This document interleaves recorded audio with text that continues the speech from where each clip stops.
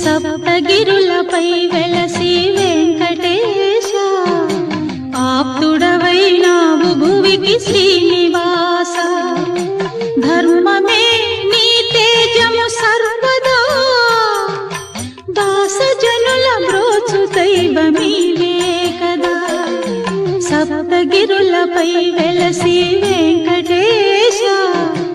ఆప్తుడవైనావు భువికి Srinivasa